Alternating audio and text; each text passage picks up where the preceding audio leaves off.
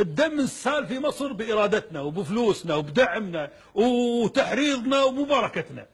شنو اللي قاعد يصير؟ انتم دماء الله عز وجل الى زوال السماوات والارض اهون عند الله من سفك دم عبد مؤمن، وانتم قاعد تسفكون دماء المسلمين، يصلون ناس يتهجدون. الناس تعرف في ثقافتنا احنا قتل الناس الابرياء لابد لها عند الله عز وجل من ملبي. انتم تذبحون الناس تمشون بالطريقه. نعم بس يقول لك دول الخليج عندها خوف من جماعة الإخوان المسلمين، جعلهم ما يؤمنون إذا بهالطريقة هذه من جماعة الإخوان المسلمين اللي زعزعت الأمن في منطقة الخليج. يا أبو علي هذه وجهة نظر نقلها ليش؟ اليوم أنظمة الخليج ما تحركت في هذا الأمر إلا أن السكين وصلت للعظم بسبب جماعة الإخوان المسلمين. الله لا يمنهم، كانوا بيذبحون دماء الناس ذبح الشياه. جماعة الإخوان المسلمين صار لها 80 سنة لا ذبحت أحد ولا سوت انقلاب في اي مكان، وصلت الحكم عن طريق صناديق الاقتراع، وصلت الحكم عن طريق صناديق الاقتراع في ليبيا وفي مصر وفي تونس وفي المغرب، ولا يوم عندهم انقلاب واحد. كل القتل صار عندكم انتم. يجب، انا ماني من الاخوان المسلمين، وكنت قبل 4 شهور ضد الاخوان المسلمين، وقاعد عندكم هني واسب الاخوان المسلمين، صح ولا مو صح؟ ماني من الاخوان المسلمين انا. لكن تقتلون المسلمين تبون نوقف معاكم؟ لا والله ما نوقف معاكم، لا والله احنا ضدكم، لا والله هذا الامر اللي قاعد تسوونه انتم حرام، زرام، زقوم، لعنه الله على من يقتل المسلم. شو الحكي هذا؟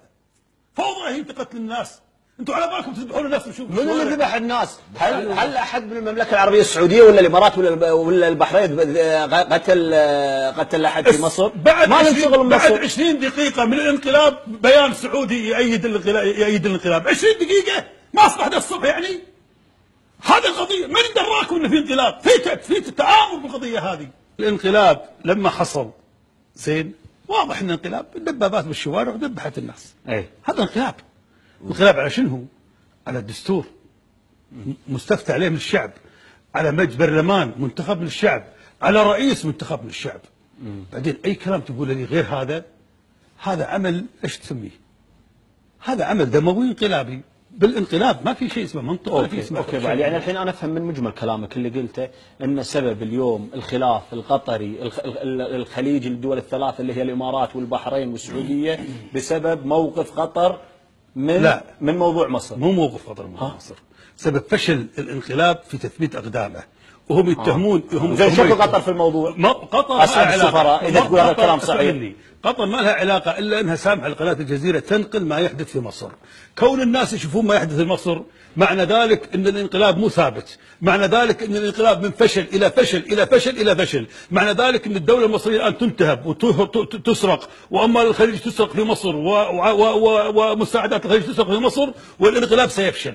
الحقيقه هذه مخ الخليجيين المغلق اللي مو متعود على الحريه، مو متعود على الراي الاخر، هالمخ هذا يبي يقول سكر ادوات الاعلام وخلي مصر تطبخ لين احنا نقضي عليهم بالذبح والقتل والتشريد بالطريقه هذه.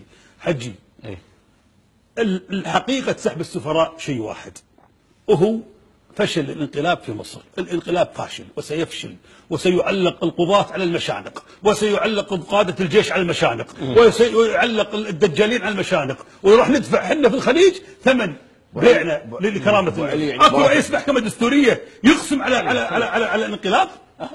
اكو رئيس محكمة دستورية ومجلس القضاء الاعلى يقسمون على الانقلاب؟ اي هم ما يعتبرون انقلاب، وجهة نظرك انقلاب لكن هم وجهة نظرهم هذا القضاء. هذا القضاء الملجأ للاختلاف. نعم. شلون يأيدون انقلاب على شلون يعزلون الرئيس؟ رئيس منتخب، برلمان منتخب، ومجلس شورى منتخب، ودستور مصوت عليه.